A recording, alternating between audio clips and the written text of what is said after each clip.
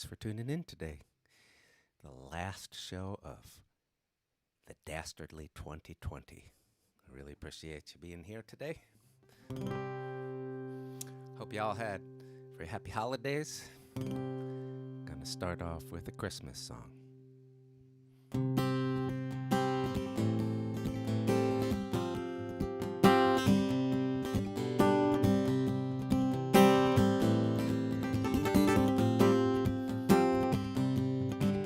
It was the 15th of December, 1968. Franklin Field in Philly, the subject of debate. Did the Eagles fans boo Santa because they thought that he was drunk? Because his costume was in tatters? Or because the team just stunk? The coach was Joe Kuharek. He clearly had to go. The homemade banners hanging up, they all were saying so. They hung him from the flagpole in effigy that day. Airplane pulled a sign, told him where to go away.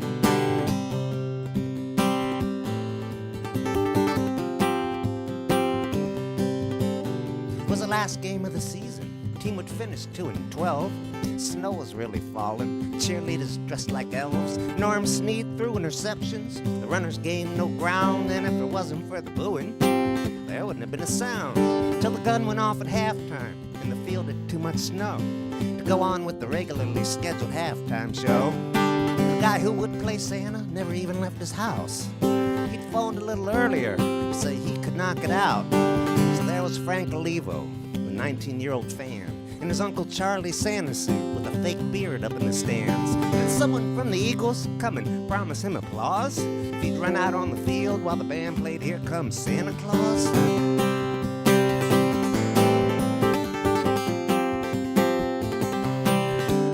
Well, there probably was some drinking if you measured the whole scene. You had your usual bare-chested guys with their faces painted green. By the time our Frank Olivo had hit the end zone running, first of what would be a couple hundred snowballs started coming. One knocked off his glasses, one knocked off his beard. A couple of them made his phony eyebrows disappear. He gave the crowd the finger and he stood there like a giant. "You'll all get nothing for Christmas," yelled out in defiance.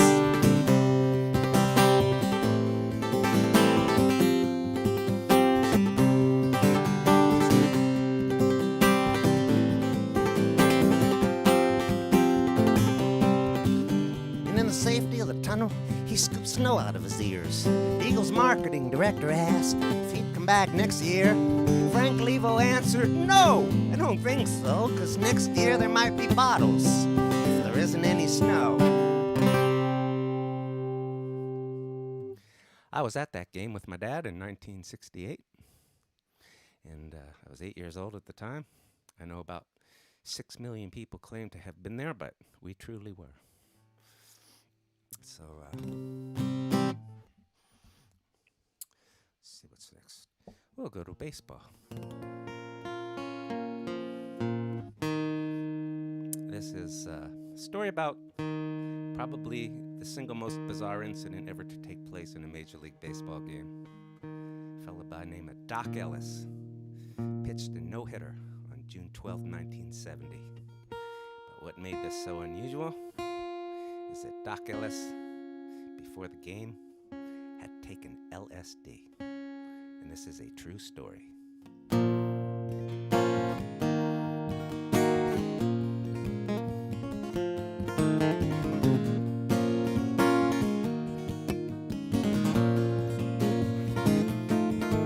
It was a lovely summer's morning, an off day in LA.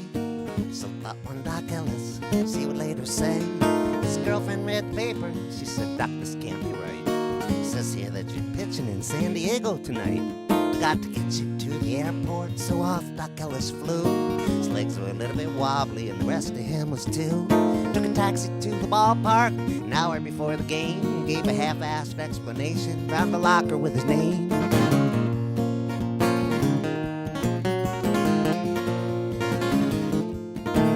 The organ in the upper deck played all the schmaltzy hits. You could hear it in the clubhouse while Doc was getting dressed.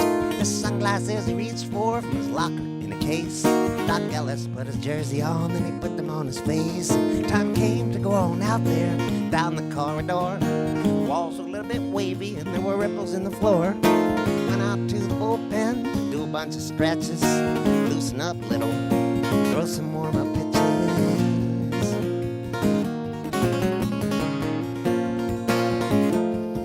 And all rose for the national anthem. People took off their hats. Fireworks were exploding and the Cokes were already going flat.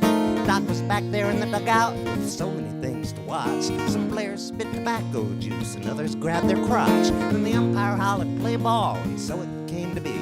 Doc's Pirates batted first when they went down 1-2-3. Doc's catcher put his mask on and he handed Doc the ball, and it was 327 feet to the left and right field wall.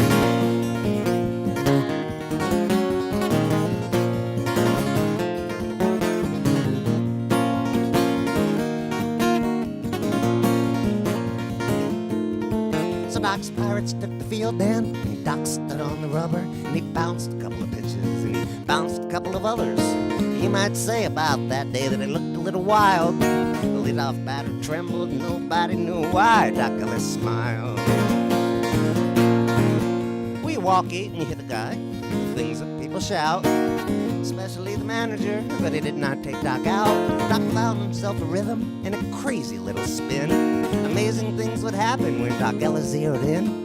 Sometimes he saw the catcher, sometimes he did not. Sometimes he held a beach ball, other times it was a dot. Doc was tossing comets, so were leaving trails of glitter. In the 7th inning stretch, he still had his no-hitter. So he turns to Cash, his buddy, says, I got a no-no going. Speaking the unspeakable, and he goes back out there throwing. Bottom of the 9th, and he stood high upon the mound. 20 more outs to go, and he'd have his name in Cooperstown.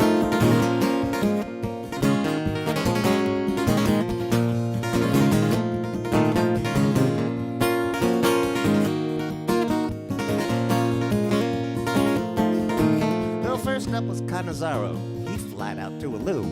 Then Kelly grounded out for Dean, and the shortstop yelled, that's 2.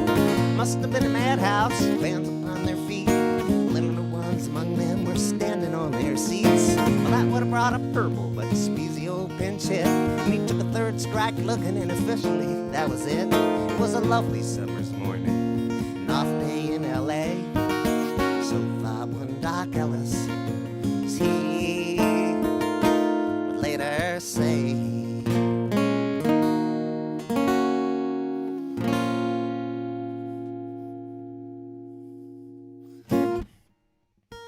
That's a true story. So, this next song was inspired by a book I read called The Musicians of Auschwitz. And it's about a violin player. And when he stepped off the cattle car at the concentration camp, they saw the violin, the guards saw the violin, they made him audition right there on the spot for his life. And because he was a professional musician and because he could play the music of Wagner, which was one of Hitler's favorite composers, his life was spared and he became a camp musician.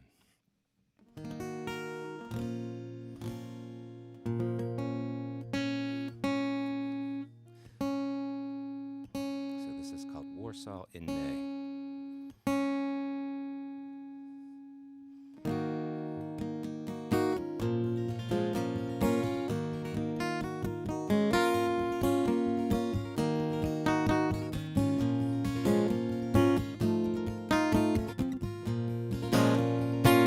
Godless ones were moving east, and we were turned in by a priest, rounded up with all the rest. Cattle cars when they went west. It was my precious violin. When we arrived, it saved my skin. The audition I would pass that day, Wagner I dared not misplay. My violin would save my life, as well my daughter and my wife. They'd summon me to come and play. I'd close my eyes and go halfway. They were so merry and so gay. We danced by night and killed by day. They'd give me little scraps of food, sometimes when they were in the mood. I'd draw my bow and they would sway. They had no orders to obey. The officers, their wives and whores, drinking their cognacs and their liqueurs, to crane their necks, strain their ears. I don't know where they found the tears. Maybe someplace back in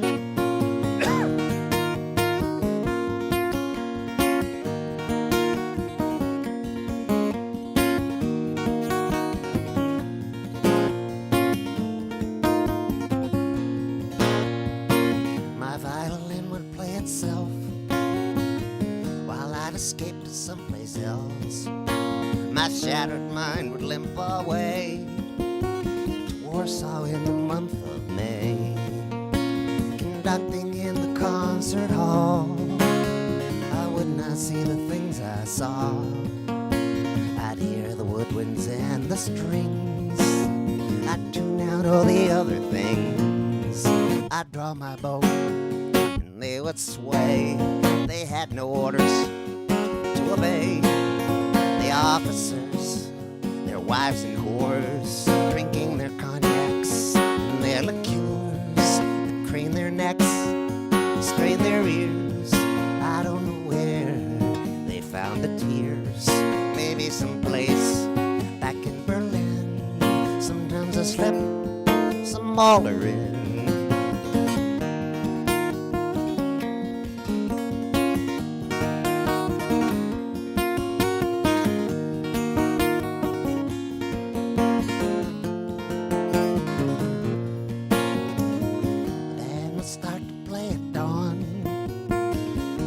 The work crews had all gone. When they returned, we'd play some more, and in between we did our chores. We were not there to entertain people stepping off the trains. We played when we were told to play. We stopped when they would say go away. I'd draw my bow and they would sway. They had no orders to obey. The officers, their wives and whores, drinking their cognacs and their liqueurs, they crane their necks, strain their ears. I don't know where they found the tears. Maybe someplace back in Berlin. Sometimes I slip some Mahler in.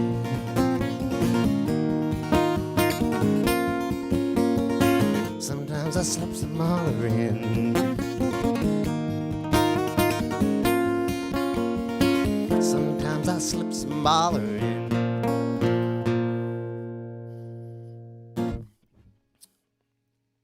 So if you are watching on Facebook today, there is a way that you can sign up for notifications every time I go live, and I hope you'll consider doing this. If you just look right here, at the top there is a little bell-shaped icon where that arrow is pointing, and if you click on it, it'll give you a few options, and you can choose to get a notification anytime I go live. So please do that.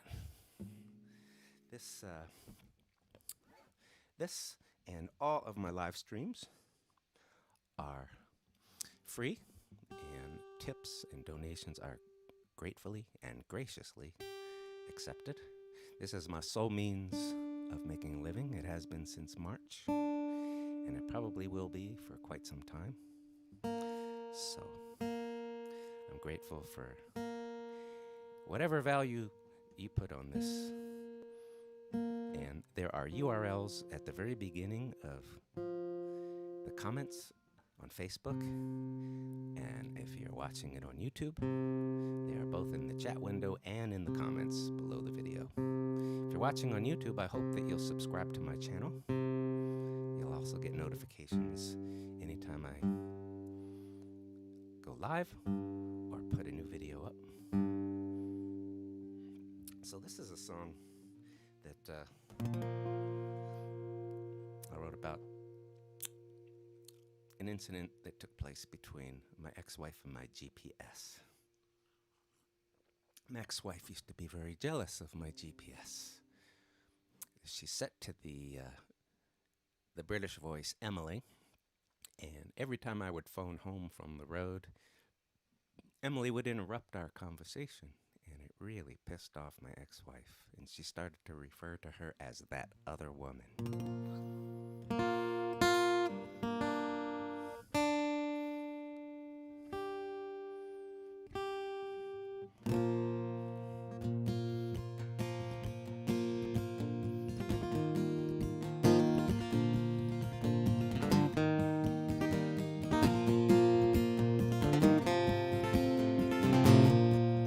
Well, that other woman, says my wife, she's who you trust with your life. Listen to her more than you do me. I said, you just tell me where to go, but how to get there you don't know. She never asked if we can stop and pee. Yeah, I think that other gal knows best, north and south, east and west. I hardly pay attention anymore. In bed sometimes I hear her voice, British Emily, not Australian Joyce. And in my dreams I take a little detour. Now once she told me to turn onto a dirt road, but all night long it had just snowed. Not even the highway had been plowed. Well, I did not turn, I kept going straight, and she kept saying recalculate, make a U-turn when allowed.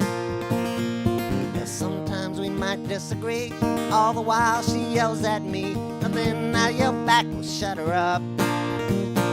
I call her a whore, call her a witch, call time out and I flip the switch for some peace and quiet. She can't interrupt. Well, satellite connection dropped. I pulled over and I stopped. Spaghetti Junction was coming up ahead. It's been years since I last had him out, all spread out across my lap, and I wished it would have talked to me instead. Ramps to the left, rams to the right. There wasn't another soul in sight. It wasn't whizzing by at 75. My teeth were clenched, I knew which way to drive. Well, sometimes we might disagree, all the while she yells at me. Nothing, I yell back, well, shut her up. I call her a whore, call her a witch, call time out and I flip the switch for some peace and quiet. She can't interrupt. Well, now one time when I drove all day, just one road a long, long way, I got caught up in thinking, as you do.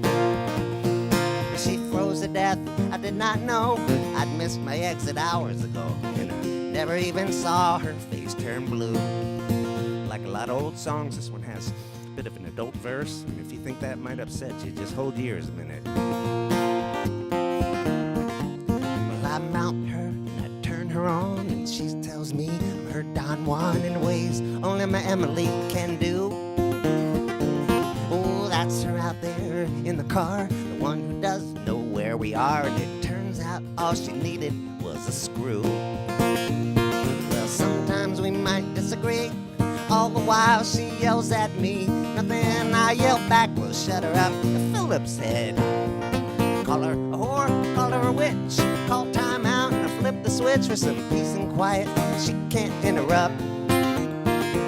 Well, that other woman, says my wife, she's who you trust with your life.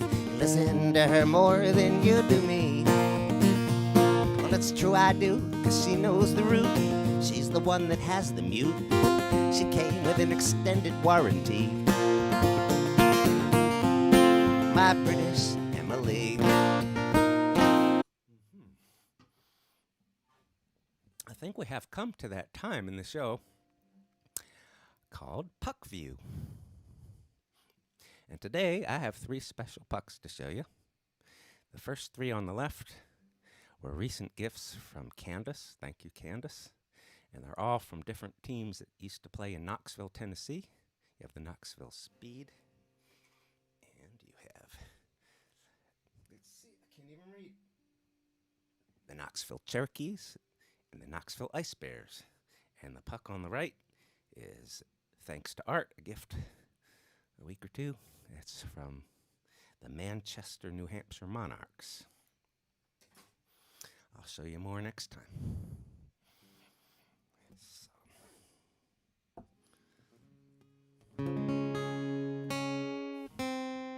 So I wrote this song many years ago. I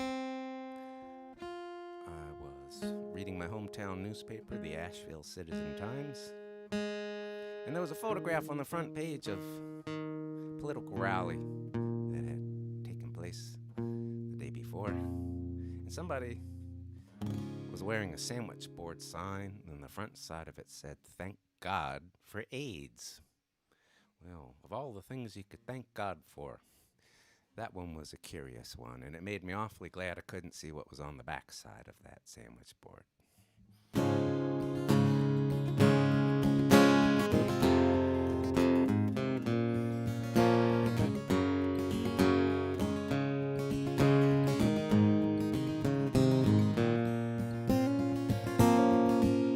We worship our gods, and we buy souvenirs, admire our trinkets in front of our mirrors. A hat with a cross, a shirt with a star, the names of our teams tattooed on our arms. We're given our gods at the moment of birth, the gods of our fathers and all others be cursed. At the earliest age, we memorize verse, the gospel as it is written. We swear at our gods, we curse our rotten luck from the side of the road when we self-destruct. We ask them to save us and to get us unstuck from the muck we get ourselves into. Temples of stained glass and hand-cut stones, we build for our gods such magnificent homes. And we visit sometimes, but we don't stay long, not when the football games are on.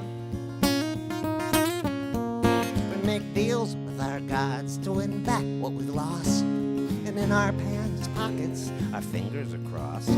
Lord, give us this day, make these prosperous times, and help us to cover our crimes.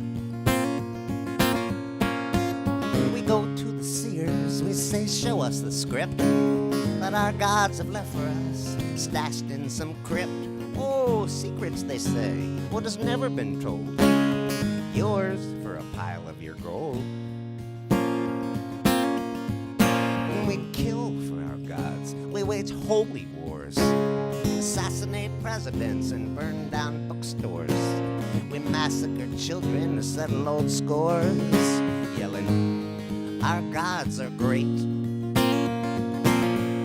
And so our gods must be proud of the blood on our hands and the way we go conquering far, far away lands. In the names of our gods, oh, let the glory be theirs. Just let the spoils and the plunders be ours. We serve our gods in such humorless ways. Rituals we do, laws we obey. Sometimes in between we pray, but how often do we say, I love you, I love you.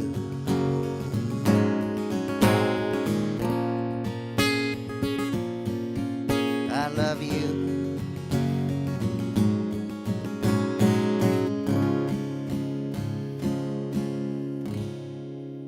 I do. So, would like to show you something here. Just in case you missed it, there are some various opportunities that you can donate today if you're interested. There's Venmo, there's PayPal, and there's cash.app.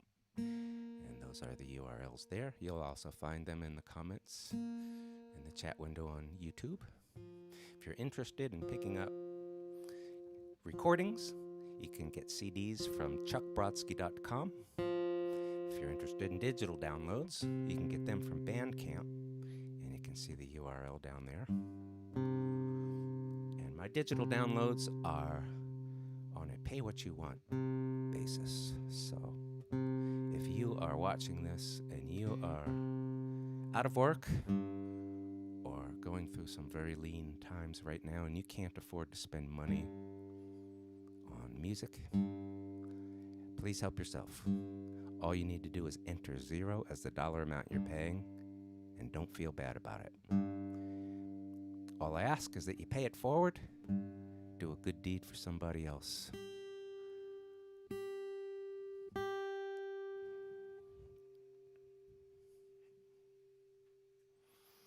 Time for a baseball song.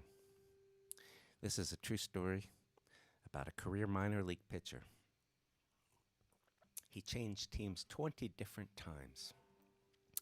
He pitched in 5 different countries, including Korea and Japan, Venezuela, Mexico, 6 countries, Canada and the U.S.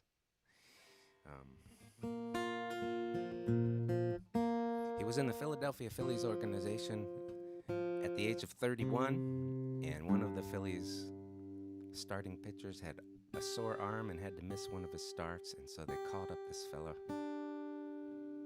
His name was Brian Mazzone, and this is what happened.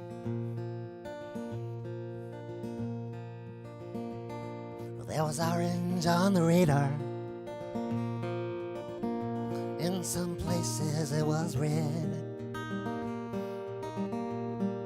He saw it on the TV. Well, he was still in bed. Room service brought him breakfast, some good coffee as well. Could get used to staying at a major league hotel. Well, it was raining hard that morning. The whole day it would pour, and he would just stare out the window from the 27th floor. The night before at supper, some joint in Buffalo, skipper called to tell him he was going to the show. Text messages and emails were blowing up his phone from all his friends and family, from everyone he'd ever known. His folks flew in from Boston, and his wife just made her flight. And they all got there the next day to see him pitch that night. And so he put his big league pants on, and he tied his big league shoes, while a couple of big leaguers were giving interviews. His name was in the lineup, and he was mentioned on the news. He'd knocked around a dozen years for this. He'd even pitched in Veracruz. Well, he walked out through that tunnel to stand on a big league mound. His tears mixed with the raindrops, and he felt like he might drown. He squeezed a big league baseball. He ran his fingers along the seams. The rain was cruel and stung him as it washed away his dreams. It was flooded in the dugout, and there was a lonely place to sit. He thought of going to Korea. Maybe it was time to quit. And how next time they need a pitcher, they'll probably call up some kid. Well, every time thereafter, that's exactly what they did. Well, now you can say that's baseball, especially if you never played. But for the guy who worked his ass off and whose dues were overpaid, well, this was all he'd ever wanted ever since the 7th grade. Congratulations were in order, but condolences were paid. Well, that tarp was never lifted, and that storm never let up. It's like he got his cup of coffee without the coffee cup. And they let him keep his jersey, and they boxed it soaking wet. And that was as close to the majors as he would ever get. Oh, that tarp was never lifted, and that storm never let up. It's like he got his cup of coffee without the coffee cup.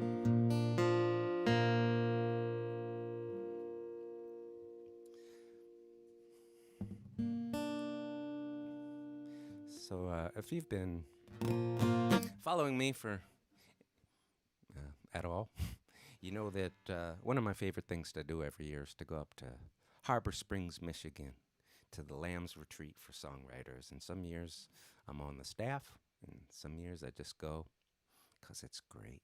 And everybody there is given a song assignment, a very unique song assignment, different from everybody else's. And you have 48 hours to write your song, and on the last morning we all get together and sing our songs. And it's really an amazing thing. 5 or 6 of these such songs have ended up on CDs, and this is one that did. It's off of my Telltale Heart CD. In fact, it's the title track. And it's funny because the theme of the assignment that year was called the title track to my new CD. And I had no idea when I wrote this song that it actually would become the title track. The song is actually called The Vultures Eye, and my assignment was to take Edgar Allan Poe's The Telltale Heart and make a song out of it. There's a crazy little sing-along part, and you're welcome to sing it at home.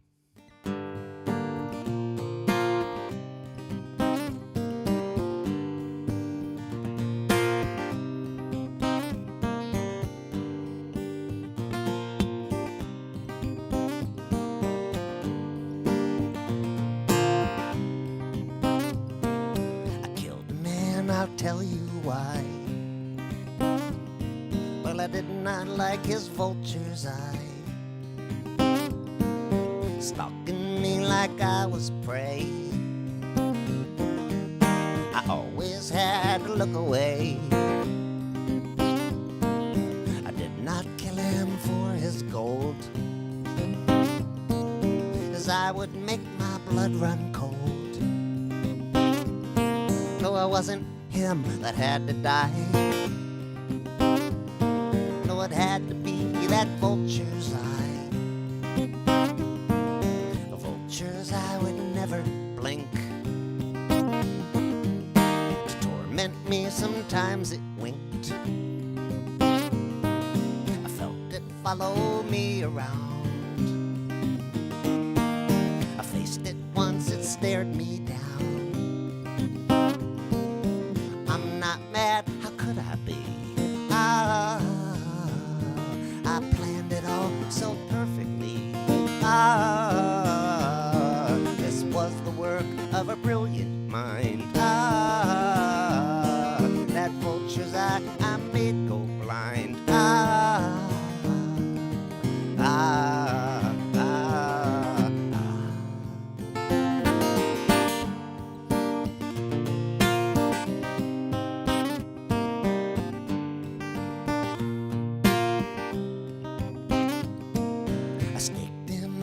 7 nights with a sliver from my lantern light. The Vulture's Eye was always closed, and so I waited till it was exposed. I killed the eye, cut off its head, its arms and legs when it was dead. Stuffed it underneath the floor. Now it can't look at me anymore. I'm not mad, it's just the sound of a suffocated heart that pounds. Well, don't you hear it pounding too? And isn't it too loud for you? I'm not mad, how could I be? I planned it all so perfectly. This was the work of a brilliant mind. That vulture's eye I made go blind.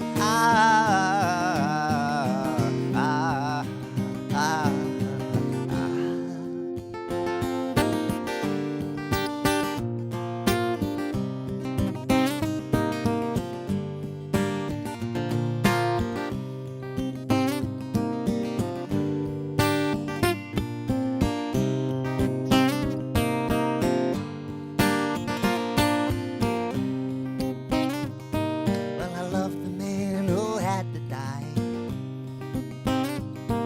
Yeah, I really, truly love the guy. Never had a harsh word, never told a lie. But I could not stand that vulture's eye. The vulture's eye was a beady little eye. It was always dry, it would never cry. Well, I kinda miss that poor old guy. But it had to die, and I told you why. Well, I'm not bad, how could I be? I planned it all so perfectly. Now you ask if I'm the crazy one. Well, didn't I do what you would have done? Yeah, didn't I do what you would have done?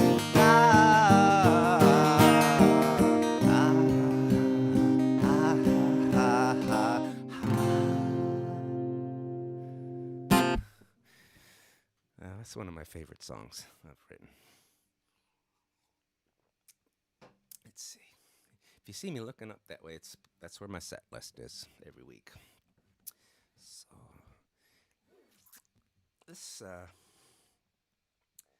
next song is a little story about something that happened back when I used to play in Ireland. I lead group tours to Ireland, and you can read about them at chuckbrodsky.com. I'll also be doing group tours of Scotland in we have a September tour in 2021, and there'll be 2 April tours in 2022.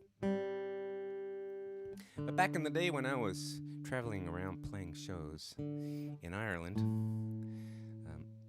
I was there once when the World Series was happening.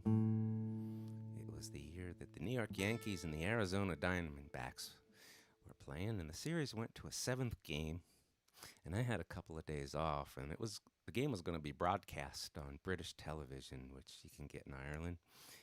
And I decided I was going to check into a hotel somewhere out in the countryside, have a really nice, peaceful couple of days. I wanted an extra day there so I could sleep in late and not have to check out at 11, because the game, I think there was a 7-hour time difference between Phoenix and Ireland. And so that game was not going to start until about 2 o'clock in the morning, and it was probably going to be over at 5 or 6 o'clock in the morning, and I didn't want to have to be out there by 11. So I booked in for 2 nights, and it was a very idyllic setting.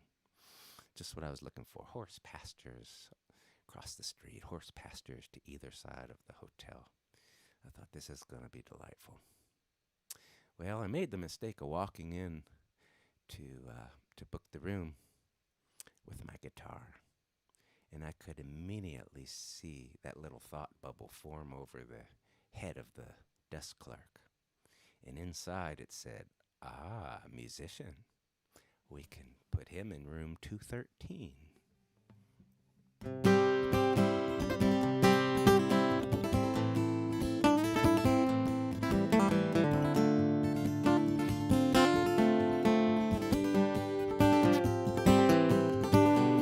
room over the bar has a funny kind of smell. Your feet stick to the carpet. What it is, you cannot tell. Curtains, you can't close them. Toilet won't stop running.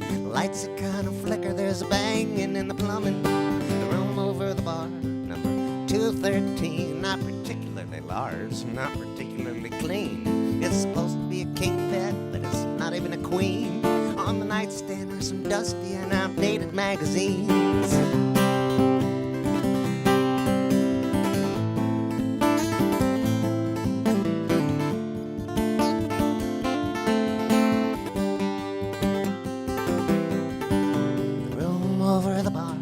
One without a view.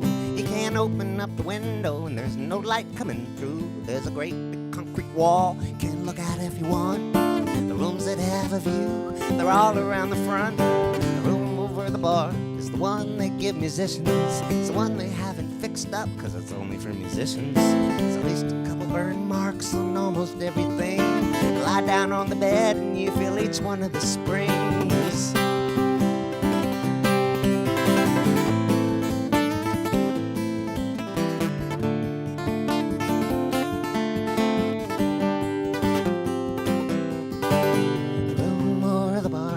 Find hairs on the sheet, broken down remote, you can't turn off the heat. Towel small as a washcloth in a shower that just dribbles. TV with 3 channels on the ceiling on a swivel. The room over the bar, you'll hear everything below. All sorts of filthy language, must be where all the cussers go. Some words I never heard before and some I've not heard since. I've used a few myself, but 1 or 2 of them made me wince.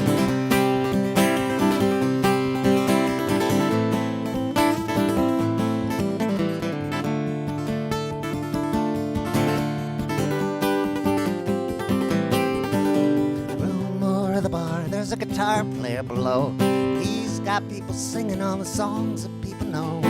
Sound is all distorted and it's turned up way too loud. There's some really awful singing going on there in the crowd. Room over the bar, it's never gonna close. You've got to get up early, but it's just the way it goes. They quit serving at midnight, but the last one leaves at 4. Then you toss and turn for a couple hours more.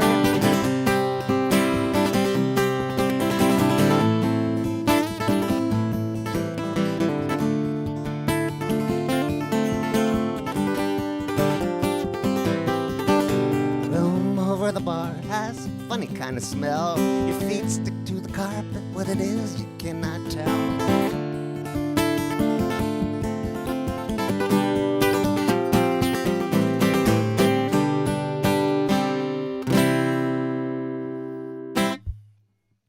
Well, you know, for the last 9 months, I have not had to stay in any place like that. I have been right here in this house pretty much for the whole time. Now, I know it was dastardly for all of us, but there were silver linings, and I have so much to be grateful for because so many of you have stood behind me and supported me. I didn't think I was going to make it, honestly. Back in March, I was scared to death, and all of a sudden, gifts came in via PayPal and Venmo and Cash App and checks in the mail and cash in the mail. And people bought CDs. And though I was completely out of work, I have been since March, I have been able to make it through the end of this year. I think we have quite a ways to go still. But thanks to you, I'm doing fine. I'm doing okay. I'm paying my bills, and I'm very grateful. And if you would like to make a contribution today, all of that information, like I mentioned earlier in the show, is at the very beginning of the chat window on YouTube. It's in the comments in both YouTube and Facebook. Here is an interesting photograph. I saw this photograph the day that the person in the middle, that's Jackie Robinson on the right. The person in the middle, shaking his hand, was George Shotgun Shuba. And this took place in Jackie Robinson's very first game, playing professional baseball with the Whites. This was for the Brooklyn Dodgers Farm Club, the Montreal Royals. Jackie Robinson went 4 for 5 that day. And this was when he hit his home run and he was crossing home plate. George Shuba came to the plate to greet him with a smile on his face and a handshake. Meanwhile, there were 2 other base runners who, after scoring, made a beeline for the dugout. They did not stick around to shake Jackie Robinson's hand, but George Shuba was the next batter on deck, and he stood there to greet Jackie Robinson, and it was a very profound moment in baseball history. And that photograph made the rounds the day that George Shuba passed away. I saw it on Facebook, and it spoke to me. I think it's an incredible photo. There's so much going on in it. And it caused me to write this song, The Handshake. Now, this coming April, in Youngstown, Ohio, a statue of that handshake will be unveiled. And if all goes well and it's safe to do so, I'll be there to sing this song.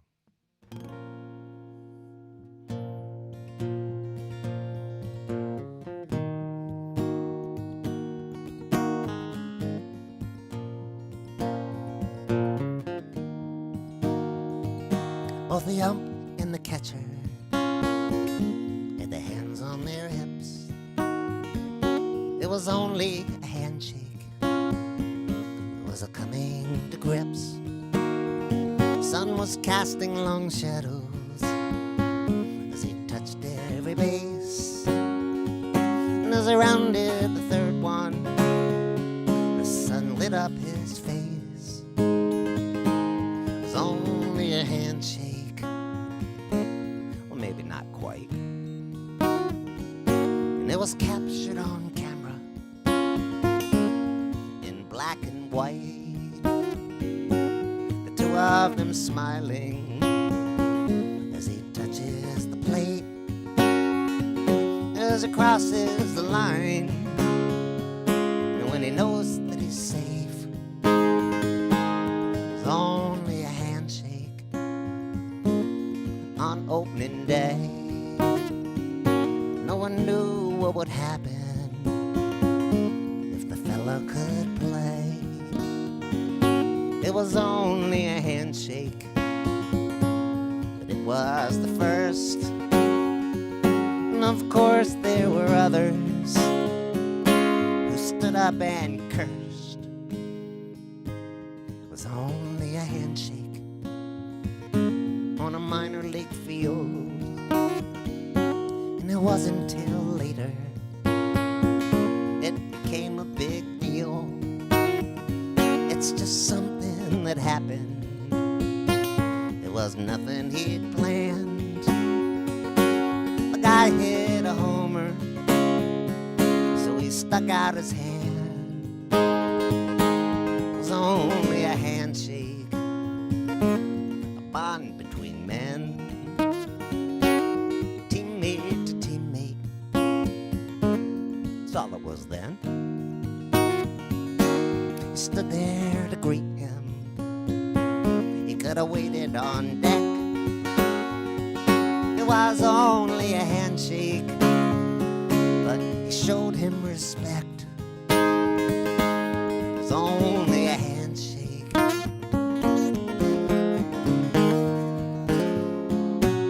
was only a handshake.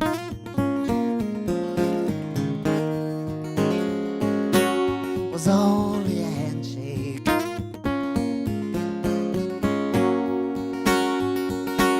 there was only a handshake.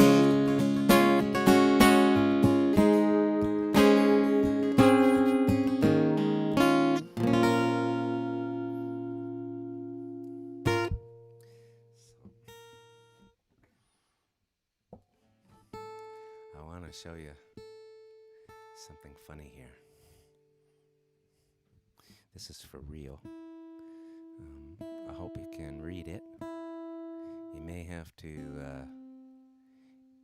if you're not watching full screen, you may have to make it full screen just to read this. But this is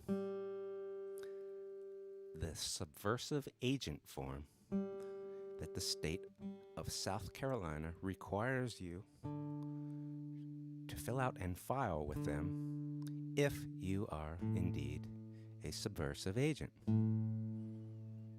This is not a joke. I got this directly from the South Carolina Secretary of State's website. And I just checked last night to make sure it's still there, and it is. And the great thing about it is there is a $5 filing fee. Can you imagine?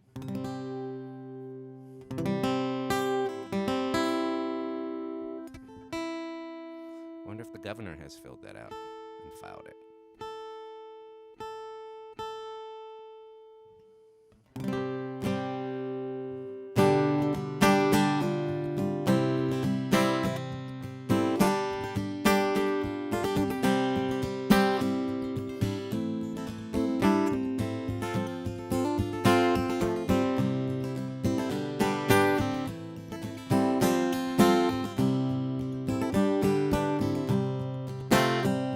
Not many people saw it, how they siphoned off the riches, how they covered for each other, and they scratched each other's itches, how they took all they could carry, as much as they desired, and not a single shot was fired.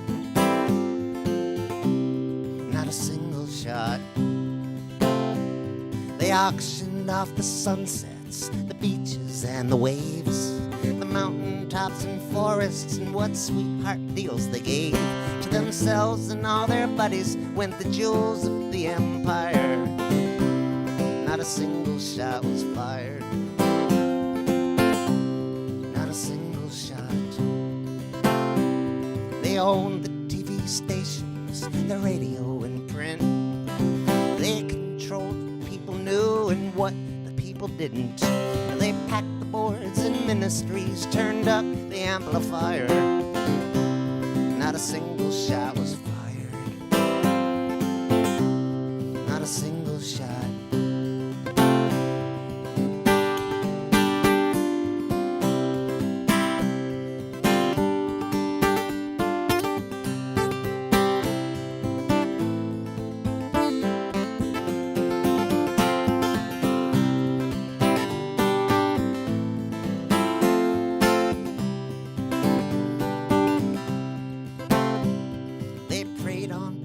Goodness upon their trusting hearts. They dismantled progress and then sold it off for parts. They spoke the kind of double talk Goebbels would have admired. Not a single shot was fired.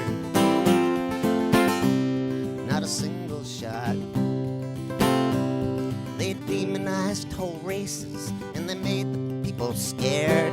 And all the while from trumpets patriotic music blared. Oh, it could never happen here, says the Holocaust denier.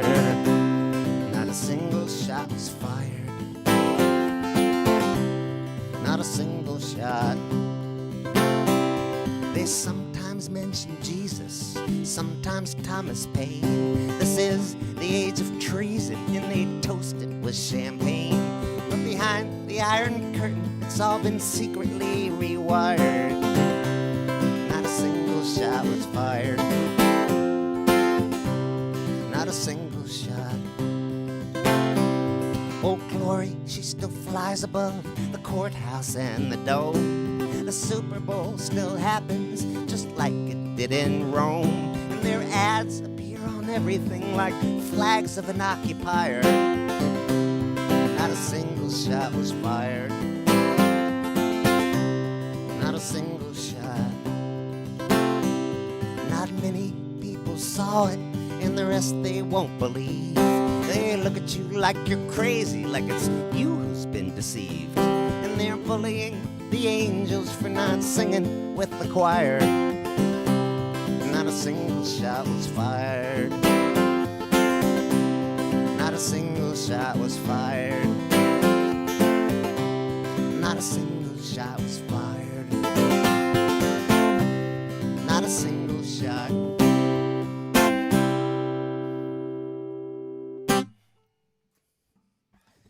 We're here. I'm gonna probably have time for 2 more songs. I'd like to just show you these URLs one last time, in case you want to copy something down. A number of years ago, I was playing at the Stan Rogers Folk Festival in Canso, Nova Scotia, and I looked out from the stage and I saw a man blowing kisses at me. And it wasn't until a few minutes later that I realized he had a developmental disability. And so from that point on, I started to blow kisses at him. Well, I knew I was going to write this song. I knew right then and there I was going to write this song the very first chance I had when I got home, and I did. And I sent it up to the people that run the festival, and they decided to bring me right back the next year so the community could hear this song. I didn't know where this man was from, whether he was from Canso, Nova Scotia, or from somewhere outside of there, but he was a local. And he was, I think he was about 75 years old at the time, and was probably the most beloved person in the whole community in Canso. And when I came back the next year and sang this song, they surprised me. I got a few verses into the song, and suddenly they brought Arthur Christie out onto the stage to blow kisses while I sang the song. So I had a long guitar cable. I wandered over to Arthur. We had a nice little greeting while I kept the guitar part going. And then I finished the song. Well, Arthur passed away just a few years ago, and he lived till the age of 85, I believe. And somebody in the community did an amazing thing. I was told about this, and I went to visit the gravesite, and they engraved the title of this song onto Arthur's headstone there. This is called The Man Who Blew Kisses.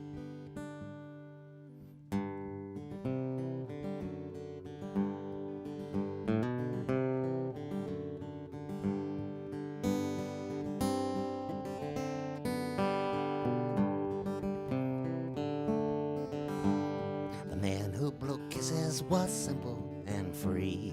He never considered how people might see him. He walked on the water, swam through the air, with no trepidation, without a care.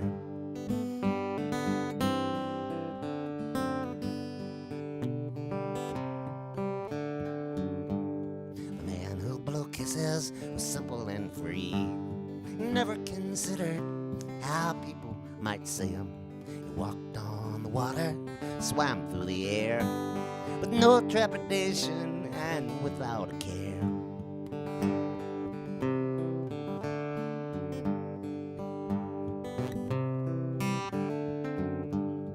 Man who blew kisses, he lives in a home. He isn't allowed to go out on his own, but wherever they take him, he's happy to go. He loves everybody, and he lets them all know.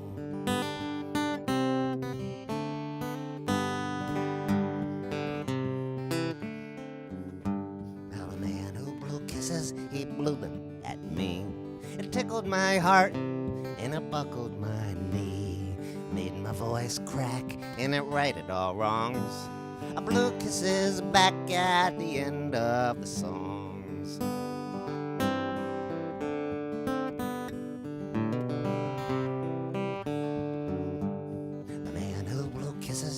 front of the stage.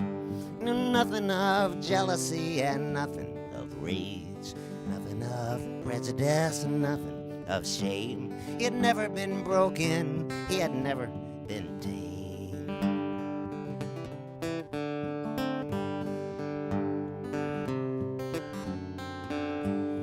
Man who blew kisses, he misses some things, but he was catching my drift, he had hair in his wings. His head was rocking, he was clapping his hands, he was stomping his feet, and he was doing a dance.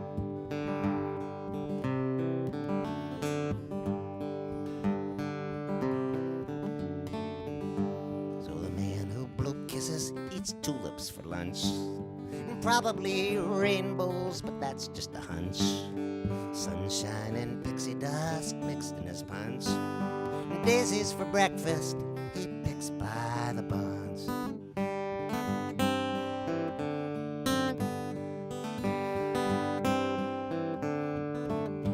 So the man who blew kisses, he'll blow them at you. He blows them at anyone, no matter who.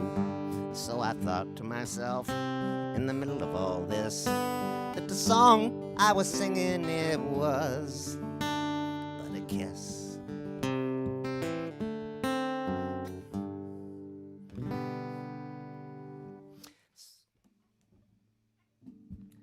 I have one more song for you, but before I sing it, I just would like to take a second to tell you about patreon.com. It's an incredible platform where people can support their favorite artists on a monthly basis for any amount that you are happy to give. And so you can sign up for as little as $1 a month or $10 a month, $25 a month, whatever you are happy to give. And you would get access to things that I share only there, such as first drafts of new songs or videos of new songs before I share them elsewhere. I have Zoom hangouts with my patrons every so often, share photos that I wouldn't share elsewhere, and some backstories to songs. You can check out my Patreon page. The link for it is in the comments. And if you're inclined to want to support me that way, it's a wonderful thing for me because it gives me a certain sense of security to know that a certain amount of money is going to come in every month. And so thank you for considering that. I would also love to know where you're watching from today. If you could put that in the comments, I'd appreciate that. So I'm going to do my little weekly magic trick. Abracadabra, presto, changeo.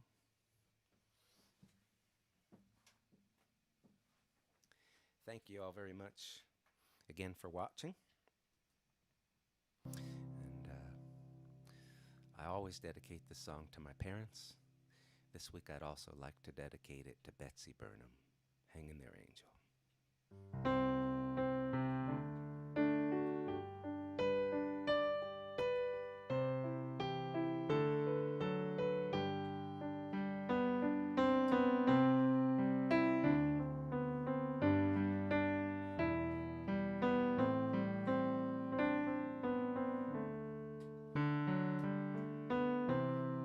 Well, I hope I see you later, 'cause it's time for me to go. That's my ride that just pulled over, and it sure was good to know you. So go answer your calling, go and fill somebody's cup. If you see an angel falling, won't you stop and help them up? We are each other's angels, and we meet when it is time. We keep each other going, and we show each other signs.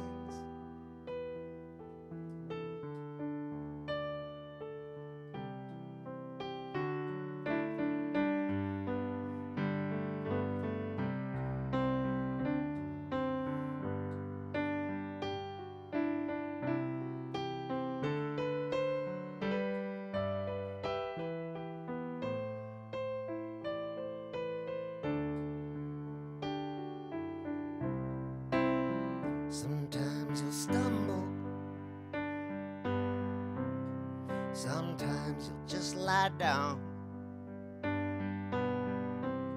Sometimes you will get lonely with all these people around. You might shiver when the wind blows, and you might get blown away. You might lose a little color, you might lose a little faith. We are each other's angels, and we meet when it is time. We keep each other going, and we show each other signs.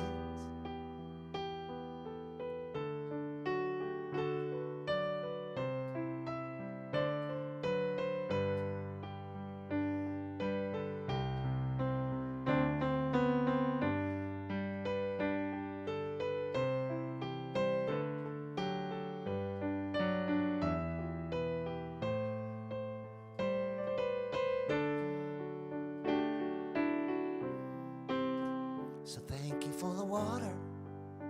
Thought I was gonna die out here in the desert, but you quenched my thirst. Let's break a little bread together. We've got a little manna. It was a gift from someone who was passing by and offered me a lift. We are each other's angels, and we meet when it is time. Keep each other going, and we show each other signs.